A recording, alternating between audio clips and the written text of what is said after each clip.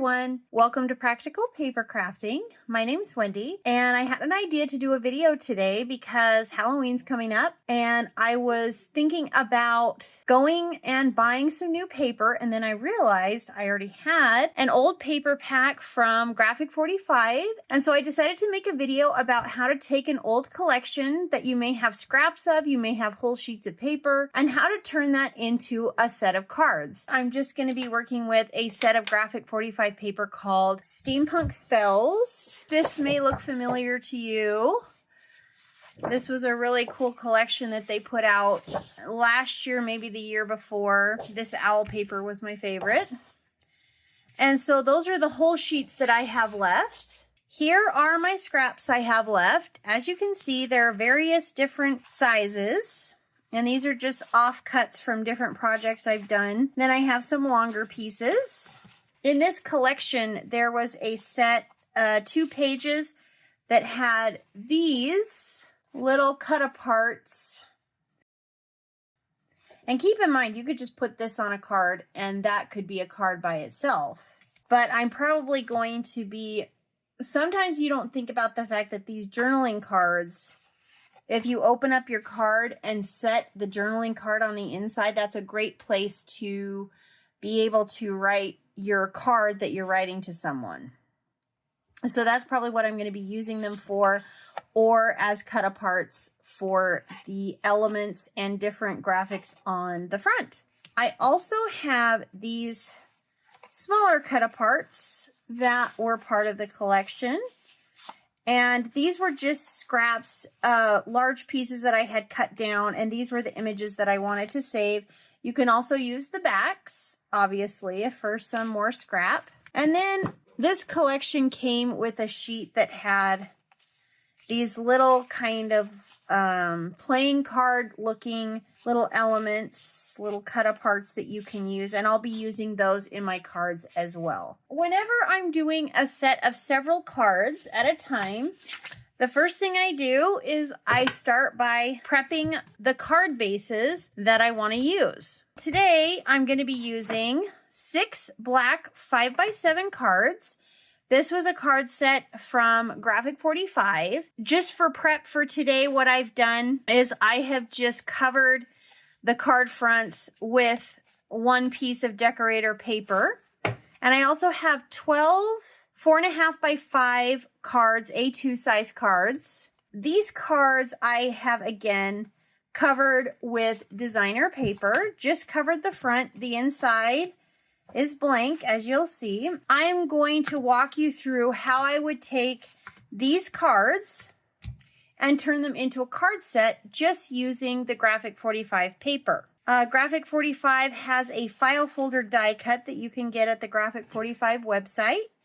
And I've cut 1, 2, 3, 4, 5, 6 file folders, and I'll be making those into cards as well, and I'll be walking you through how to do that. And basically, I just wanted to show you that you don't have to run to Michael's or you don't have to run to Hobby Lobby and buy a bunch of stuff. You can use the paper that you have and just card bases or cardstock, and you can make a whole set of cards. So let's get started. When I'm starting a card set, I like to get all of my elements together, gather them up, and I'm going to start with my 5x7 cards because they're probably going to use up the most paper. So I like to start with the biggest card that I have and then work my way down. The first idea I had was this that I cut out because I was thinking of using these on my A2 size cards, but they're too big with the frame. But if you cut it down and cut the frame out, it works in there, as you can see, perfectly. So I cut this out, and then I thought, well, I can probably use the frame as well. I think I will put it on this one. I liked this idea, and then if you look, this one has the nameplate on it, so I'll probably cut that out. I love these images that are the stamp, but it's really tedious to have to fussy cut those.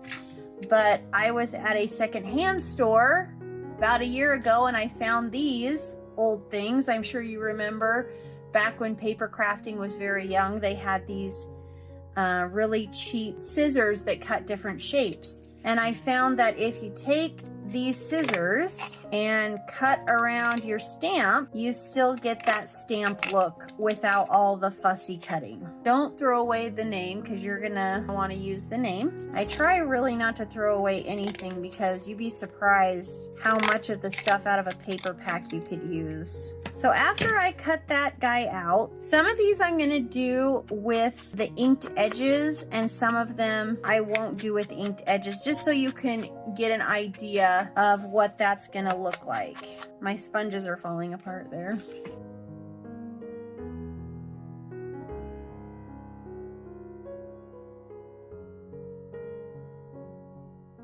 Here are going to be the elements of the front of the card. You think you have to have a lot of equipment to make a card look really, really special, but you really don't. And I'll show you how to work on that and make that look a little bit fancier. So I'm going to ink the inside of that, and then I'm going to ink the edge so you don't have that white line that goes down.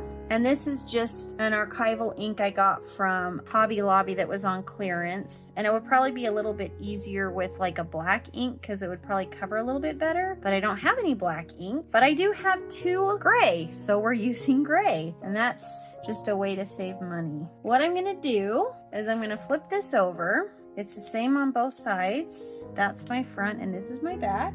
And one of the things that I like to keep are these little cardboard pieces. And I use this as, I do have dimensional foam tape, but I find that it's, you know, it's expensive to buy, it's hard to store, and this works really well, and it's not as thick. So if you look at this, and this is probably the width of like a cereal box, or if you had a shoe box. It's just to show you that you don't have to buy everything that you see everyone else have. You already have a lot of stuff. So I'm just gonna cut a couple strips. I mail most of my cards, so I don't want them to be too thick because mine are going through the mail. I mail about 25 letters a month. A week, geez Louise. So I'm gonna glue that down, and don't worry if it looks a little bumpy when you get the glue down. Don't use like a ton of glue or it's gonna look like a tidal wave or a wavy piece of paper. But once we glue it down to the card base, it will straighten it out pretty well. If you look in your stash, you have an old pack of Halloween paper, and you can do all of this with whatever paper. It's not specific to a pack of paper. Do you see what I'm saying? If you did have this particular pack of paper, you could just copy what I'm doing, I suppose, but put your own spin on it. I don't really like using, a lot of them like to use like card designs as inspiration. I get it, they're not just copying it, but I don't know, I feel like a lot of those cards end up looking exactly the same. Okay, so we've got that on there.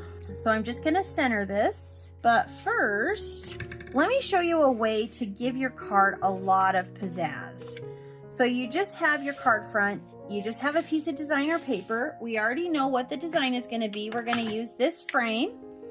We're gonna use Mr. Seymour Bones, and then we're gonna put his name here. But how can you make this look really spectacular? Let me show you a little trick. This is a piece of material that I got probably got it at Hobby Lobby, to be honest with you. And see, if we put that across there, let me show you what it would look like. This is kind of what I like to do. I like to lay them out, put on my stuff, and see what it's gonna look like. You see how that adds a lot to it?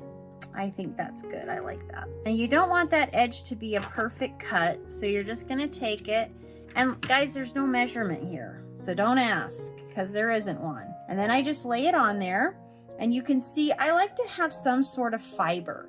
And if you think about putting this in the mail, this will just fold over, but then once you set it up, it's gonna look really cool. I like more a multimedia kind of look. And this kind of looks like a gauzy spider web, so it kind of fits. And then basically my method to get this to stick down is I don't really want to stick it down. I just add glue to this, but but I'm going to be very generous with the glue because I want the glue to go through the material and stick to the paper, and it'll hold the material down and it will hold the frame down. So I'm just going to hold that there. And so now we have the beginnings of our card, and while that's drying, I'm going to put it under something heavy real quick. So now I'm going to prepare Mr. Seymour Bones, and I'm going to pop him up, but I'm going to pop him up probably 2 or 3 times. So this would be a good spot if you wanted to use double-sided foam tape. But one of the things about using that is if you turn the card to the side, you can also see it. And I really don't like seeing that white foam underneath, especially when we're doing like a black card with a black base. And then we're also going to pop up the nameplate here. All right, let's go ahead. I'm probably going to set this aside, and I'm going to do the inside of my card before it gets too bumpy. Sometimes I forget, and you can still do the inside of your card after you put, but just to give you an idea of what it's gonna look like. Let's see what I have. And it depends on how you like to do your cards. So I think what I'm gonna do is I'm going to get into my scraps. Let me show you what I'm talking about, okay? So I'm gonna cut this piece of designer paper. I'm just gonna measure it with my pencil. I don't really do a lot of precise measuring, but I just measure how long I need it. And so I'm going to ink the edges. And like I said, I'll do a couple without inked edges so you can kind of see what it looks like. Sometimes if you cut the paper on the opposite side, you get that ridge, so I like to smooth it down with my bone folder so you get that nice smooth edge. And don't be afraid to use a lot of ink. This is Halloween and kind of that grunge look. If you are going along the side, one thing that I think that looks really cool is if you take one spot and you really get it like covered in ink. I think that looks really cool, especially for Halloween. Okay, the edge is inked. Let me clean this off. And we are going to just stick it down, but I want this side over here. And for this, I like to use this kind of tape because if you're using your tape runner, it's really hard for me to get mine on the edge correctly. And I like to be right up along the edge. And I don't like to use liquid adhesive on stuff like this because your paper can sometimes end up looking bumpy, and I really hate that. I like it to be nice and flat. I'm just gonna put on my tape. I'm gonna press it down with my bone folder, and then I just peel off my edges. Okay, and then this is when I take my tape runner and I get the middle just so it sticks really well. And like I said, I wanted this big spot on this side. So we're just gonna put that down. I don't think that's perfect, but. And then I'm gonna take my inside and I'm gonna see which one matches. Not this one. Maybe this one. This one's cute. You think that one's good? This one, you see, will have to be with a horizontal card. Same with this one. That one we already saw. I don't know. What do you think of the color? Because maybe I should, because that blue is on the front. I think that's a good idea.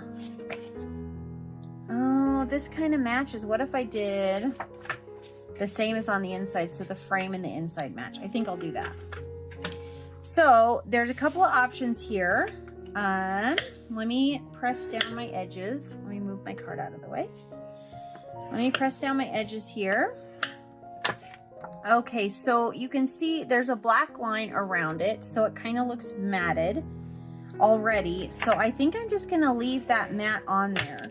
There's also an option of taking another piece of orange cardstock and rematting it. But I don't think those oranges quite match up, and I think it will probably look best without it. So I am going to just, so you see how the paper isn't as big as the inside, but since we're putting this down, see, it looks good. It looks like you know, you did it on purpose, which we did, but you know what I mean. And again, you don't have to measure the scrap paper we got out. If it was an inch shorter, it would still work the same. If it was half an inch longer, it would work the same. So that's what I'm saying about the scraps. You can use them and it doesn't have to look the same. All right, so I got my tape down here. Okay, so I'm gonna get that looking straight. I think that's straight. So now you can leave this blank, but since we have so many elements and we're trying to kind of use up our elements, you got to think about decorating the inside. And one of the things I like to do, so if we use these two, then we've used more elements. And I have a paper rounder here that I'm going to round my edges off. And I'll probably ink the edges on these. And then let me show you how I'm going to make that look good. So I'm going to go back to my scrap pile. Maybe like that. Maybe something a little bit thicker. I like this one. Let me do this one, this one. Okay, so what you're going to do is you're going to take your paper, and again, I like to press down those edges, and I'm going to ink the edges, and I'm just going to make, you can just leave this as it is, but I am going to make a little pennant, and I'll show you what that's going to look like here. And for this, I am going to use my paper cutter because I am really bad at cutting those by hand. And it depends, go up as far as you want the pennant, how deep you want the cut to be. So you've got it cut like this. And then this, you can use your, let me show you using the paper cutter. If you put your paper cutter in there and line up your wire with the corner of your paper and the tip of your first cut you made. Okay, so now we have our little pennant, and you can't see the part where we folded. So then we're just going to ink where we just cut, and we're just going to make sure all the edges are inked.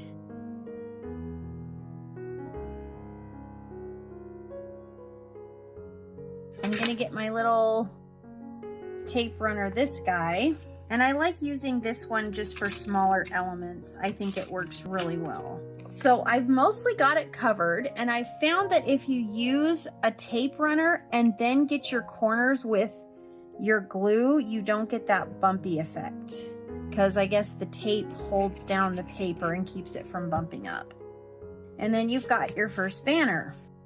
Okay, so then I'm going to take my other piece of scrap paper, I'm going to fold it, and I'm just going to do this the quick and dirty way.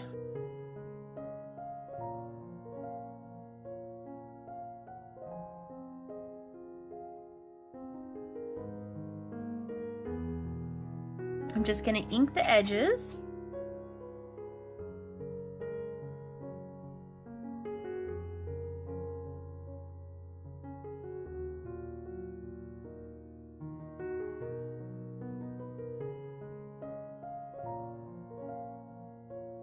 Then I'm just going to take my scissors, which are going to get glue all over them, and tape runner, and I'm just going to trim that off. But of course, I'm going to go back and ink the top of that. So now we have a little bit of paper here, and you see that we have interest all over the place. So now we're going to get our images, and we're going to see if these images are still going to work. Or Graphic 45 was kind enough to send us stickers. So we have these stickers as well. And the good thing about these stickers is you can pull them off. So we'll put Frightful, try to center it. Let me ink the edges real quick. And since I've been touching it with my fingers, I am going to add a little bit of glue. We are going to add this Frightful banner, right? Okay, so now we got it down, and so that's the inside of our card.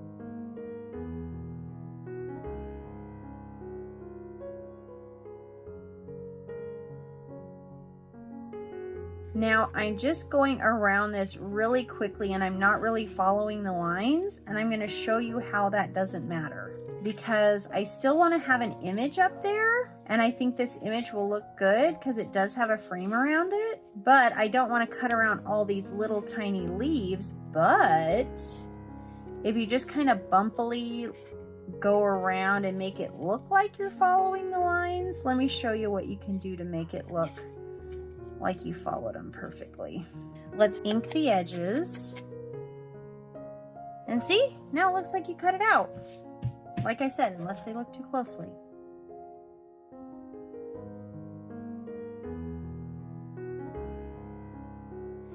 And then we're just gonna sit her right there.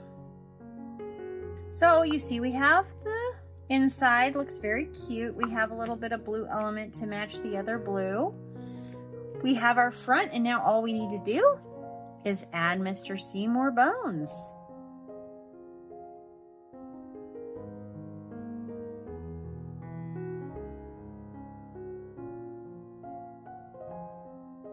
So now our card's done. So when someone gets your card, they open it up and they say, oh my goodness, that's so cute. They open it and even the inside is decorated and it just looks gorgeous and all the paper matches and it looks cute. So now what I'm gonna do is I'm gonna make a second card the exact same way, but with a different image. So we're gonna just fast forward through that part real quick. But first I'm gonna go wash my hands.